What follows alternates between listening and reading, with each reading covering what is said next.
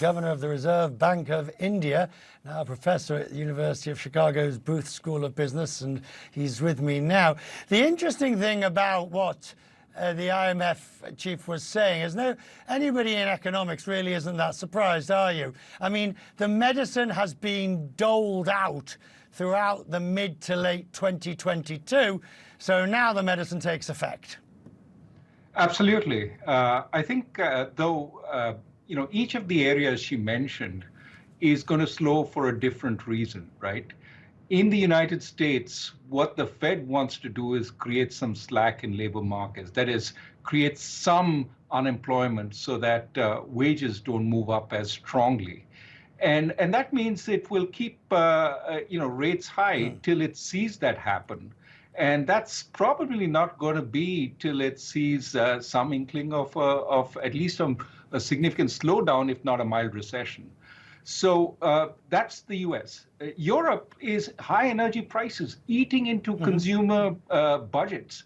And they don't, increasingly have the money to spend on everything else. And so there it's a supply-driven constraint. Of course, the ECB is doing its job. But there, it's not strong demand. It's supply constraints, energy prices, which are causing the slowdown. And China, of course, it's a mix of COVID, which is creating a severe problem right now, but also the previous problems they had, which is the private sector as well as the property sector. So on this, one of the big issues as we went through both the great financial crisis and COVID was this fear that government borrowings at justifiably high levels and interest rates at justifiably low levels would mean that if a recession came along, there wouldn't be the firepower to actually help things out. Well, clearly here, global interest rates, as we're looking on the chart, are higher for the oil. They're doing, if you like, the hard yeoman work of bringing down inflation. But there isn't the headroom for fiscal expansion because budgets are tight and debts are high. That's true, though governments are finding some ways to spend still. I mean, as you can see in Europe, a number of countries have announced energy subsidies, protections for people. The better targeted this is, the less they have to spend. But of course, governments nowadays are willing to spend without too much targeting.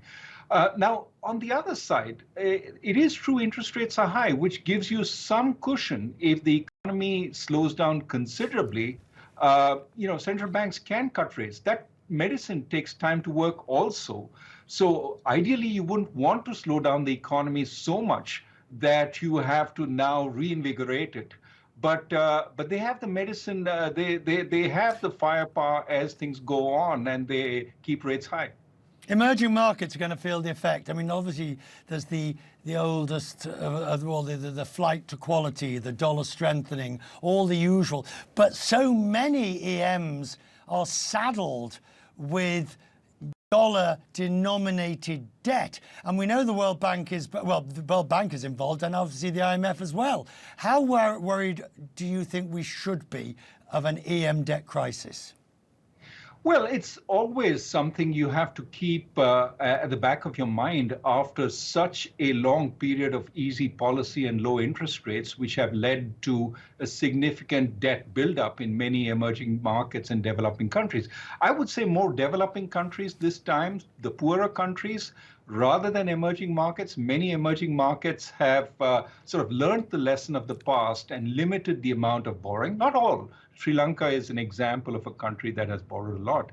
Now, going forward, I think there are three things they have to worry about. One is, of course, the prices of food and fuel, which are important inputs to their people's well-being. The second, of course, is interest rates. And the last element, which people are paying less attention to, is liquidity. One of the nice things about the last 10 years is the plentiful liquidity. Of course, as central banks shrink their balance sheets, liquidity is also going to start drying up.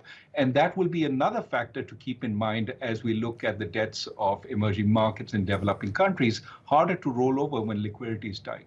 So the year moves forward and we'll have higher rates probably. I mean, it doesn't really matter where the ceiling is in terms of when the tightening ends. There will be until probably the spring. At what point do you believe that light at the end of the tunnel? And specifically relating to that, of course, the ability of central banks to stick to the 2% target. Well, so I think we're seeing inflation already coming down, and a slowing in inflation is definitely on the cards over the course of the year, provided we don't see any unpleasant surprises, for example, in the energy or commodity markets because of an expansion of the war or something. But that said, what, as you said, central banks want to do is bring it close enough to their target range that they can say, okay, we've done most of the job, and now momentum will take the inflation rate within the target range. We can, at this point, certainly not just pause, but maybe even cut rates. When will that come? Probably not for many central banks during the course of next year. Much of next year is going to be to get it closer to the target range. The Fed is going to probably be able to get it to 3.5 by the end of the year. But remember, it wants to go down to 2. And that last mile is often the hardest, because that's when all the easy stuff is done, and you have to really get people's expectations down. You have to squeeze their wage demands. That might require a mild recession at the very least. Right. So, final thought. As a former central banker, once you're down at 3.5%, if you were in charge of one of the major central banks again, would you keep going for that last 1.5%, or would you do a pivot? I wouldn't raise interest rates at that point if I see the momentum taking us down, but I would not cut rates also. I would wait till it is close enough, and then I would start cutting, because I don't want to do this twice. That would be the death knell, to have to raise interest rates again.